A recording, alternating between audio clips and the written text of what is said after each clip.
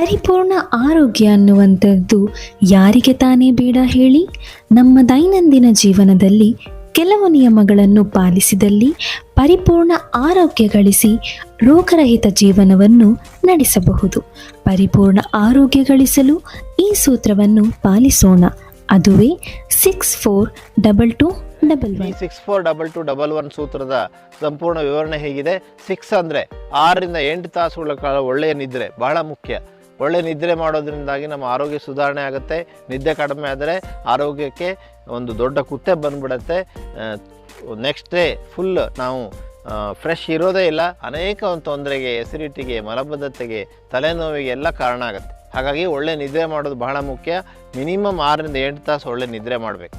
ಆದಮೇಲೆ 642211. 4 ಅಂದರೆ ಏನು? 4 ಅಂದರೆ ದಿನಕ್ಕೆ 3ರಿಂದ 4 ಲೀಟ್ರ್ಗಳಷ್ಟು ನೀರು ಕುಡಿಬೇಕು. ನೀರು ಬಹಳ ಮುಖ್ಯವಾದಂಥ ಒಂದು ಅಂಶ. ನಮ್ಮ ದೇಹದಲ್ಲಿ 70% ನೀರೇ ತುಂಬಿಕೊಂಡಿದೆ. ನೀರು ಕಡಿಮೆ ಕುಡಿಯೋದ್ರಿಂದ ಮೂತ್ರ ಮಾಡೋ ಉರಿಯಾಗುವಂಥದ್ದು, ಎಸಿಡಿಟಿ, ಮಲಬದ್ಧತೆ, ಮೂಲವ್ಯಾಧಿ, ಹೀಗೆ ಅನೇಕ ಸಮಸ್ಯೆಗಳು ಉಂಟಾಗುತ್ತೆ. ಕಿಡ್ನಿಯಲ್ಲಿ ಕಲ್ಲು, ಇದೆಲ್ಲ ನಿವಾರಣೆ ಮಾಡಲಿಕ್ಕೆ, ಬರದೇ ಇದ್ದಾಗ ತಡೆಗಟ್ಟಲಿಕ್ಕೆ ಅತ್ಯಂತ ಉತ್ತಮವಾದ ಔಷಧ ಅಂದರೆ, ದಿವ್ಯ ಔಷಧ ಅಂದರೆ ಅದು ನೀರು. ಹಾಗಾಗಿ 3ರಿಂದ 4 ಲೀಟ್ರಷ್ಟು ನೀರನ್ನು ನಾವು ಕುಡಿಲಿಕ್ಕೆ ನಿರ್ಧಾರ ಮಾಡೋಣ. 64 ಆಯಿತು. 2211 ಇದೆ. 22 ಅಂದರೆ ಏನು? ದಿನಕ್ಕೆ 2 ಸಲ ಆಹಾರ ಸೇವನೆ. ಹೌದು, ಈ ಒಂದು ಇಂಟರ್ಮಿಟೆಂಟ್ ಫಾಸ್ಟಿಂಗ್ ಇವತ್ತು ತುಂಬ ಫೇಮಸ್ ಆಗಿದೆ. 2 ಸಲ ಆಹಾರ ಸೇವನೆ ತಾವು ಮಾಡ್ಬೋದು.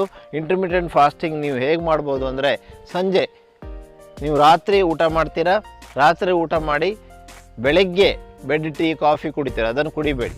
ಬೆಳಗ್ಗೆ ನೀವೇನೂ ತೆಗೆದುಕೊಳ್ಳದೆ ನೇರವಾಗಿ ಬೆಳಗ್ಗೆ 11 ಗಂಟೆಗೋ 12 ಗಂಟೆಗೋ ಮಧ್ಯಾಹ್ನದ ಊಟವನ್ನು ಮಾಡುವಂಥದ್ದು. ಸೊ ಸಂಜೆಯಿಂದ ಬೆಳಗ್ಗೆ ಒಂದು 16 ತಾಸು ಗ್ಯಾಪ್ ಇರಬೇಕು. ಸಂಜೆ ಒಂದು 6:30-7 ಗಂಟೆಗೆ ಊಟ ಮಾಡಿಬಿಡೋದು, 16 ತಾಸು ಖಾಲಿ ಇರುವಂಥದ್ದು, 8 ತಾಸಲ್ಲಿ ಆಹಾರ ಸೇವಿಸುವಂಥದ್ದು. ಇದನ್ನು ಮಾಡಿದ್ರೆ 2 ಸಲ ಆಹಾರ ತೆಗೆದುಕೊಳ್ಳೋದ್ರಿಂದಾಗಿ ತುಂಬಾ ಸಹಾಯ ಆಗುತ್ತೆ. ಆದಮೇಲೆ ಮಧ್ಯದಲ್ಲಿ ಬೇಕಾದ್ರೆ ನೀವು ತೆಗೆದುಕೊಳ್ಬೋದು, ಆದರೆ ಈ ಗ್ಯಾಪಲ್ಲಿ, ಈ ಒಂದು 16 ತಾಸಲ್ಲಿ ಏನೂ ತೆಗೆದುಕೊಳ್ಬಾರ್ದು. ನೀವು ಟೀ ಕುಡಿದ್ರಿ, ಕಾಫಿ ಕುಡಿದ್ರಿ ಅಥವಾ ಬಿಸ್ಕೆಟ್ ತಿಂದ್ರಿ ಅಂದರೆ ಅದು ಬರೋದಿಲ್ಲ. ಸೊ ಇಂಟರ್ಮಿಟೆಂಟ್ ಫಾಸ್ಟಿಂಗ್ ಇವತ್ತು ಫೇಮಸ್ ಆಗಿದೆ. ಹಾಗಾಗಿ 22 ಅಂದರೆ ದಿನಕ್ಕೆ 2 ಸಲ ಆಹಾರ. ಇನ್ನೊಂದು 22 ಅಂದರೆ ಏನು? ಇನ್ನೊಂದು 22 ಅಂದರೆ ದಿನಕ್ಕೆ 2 ಸಲ ಶ್ರದ್ಧೆ ಹಾಗೂ ಭಕ್ತಿಯಿಂದ ಪ್ರಾರ್ಥನೆ. ಆದ್ಮೇಲೆ ಬಹಳ ಮುಖ್ಯ. ದೇಹಕ್ಕೆ ಆಹಾರ ಆಯಿತು, ಮನಸ್ಸಿನ ಆಹಾರ ಪ್ರಾರ್ಥನೆ.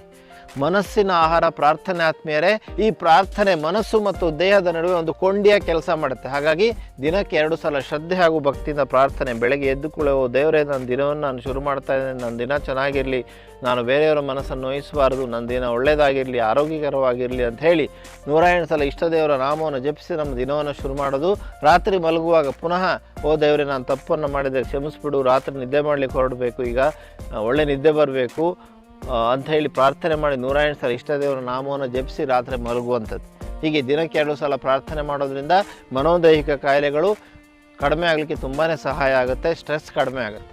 ಆಗ್ಬೋದಲ್ಲ?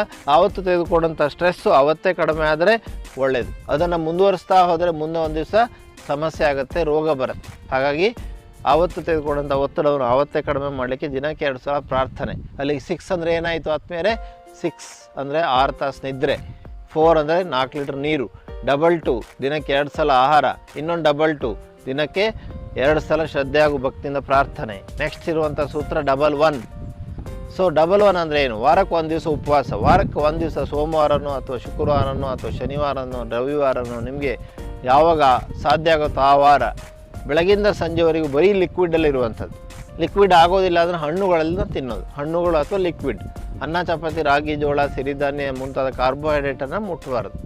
ಸೊ ಹಾಗೆ ಮಾಡಿದರೆ ಖಂಡಿತವಾಗಿ ದೇಹ ಶುದ್ಧಿ ಆಗುತ್ತೆ. ಉಪವಾಸ ನಮ್ಮ ಜೀವವನ್ನು ಉಳಿಸಬಲ್ಲದು. ಉಪವಾಸ ಮಾಡಿದಾಗ ದೇಹ ಶುದ್ಧಿ ಆಗಲಿಕ್ಕೆ ಅನುಕೂಲ ಆಗುತ್ತೆ. ಆಟೋಫೇಜಿ ಆನ್ ಆಗಲಿಕ್ಕೆ ಅನುಕೂಲ ಆಗುತ್ತೆ. ದೇಹ ತನ್ನ ಪ್ರತಿಯೊಂದು ಜೀವಕೋಶ ಶುದ್ಧ ಆಗಲಿಕ್ಕೆ ಅನುಕೂಲ ಆಗುತ್ತೆ.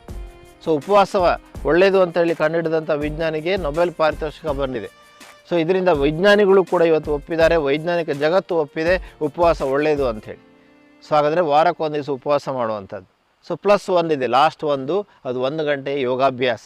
ಬೆಳಗ್ಗೆ ಅಥವಾ ಸಾಯಂಕಾಲ, ಬೆಳಗ್ಗೆ ಅರ್ಧ ಗಂಟೆ ಅಥವಾ ಸಾಯಂಕಾಲ ಅರ್ಧ ಗಂಟೆ ಯೋಗಾಭ್ಯಾಸ, ಅರ್ಧ ಗಂಟೆ ಯೋಗಾಭ್ಯಾಸ, ಅರ್ಧ ಗಂಟೆ ಫಾಸ್ಟ್ ವಾಕಿಂಗು, ಜಾಗಿಂಗು ಅಥವಾ ಜಿಮ್ ಮಾಡುವಂಥದ್ದು, ಹೀಗೆ ಏನಾದರೂ ಒಂದು ವ್ಯಾಯಾಮವನ್ನು ಮಾಡುವಂಥದ್ದು.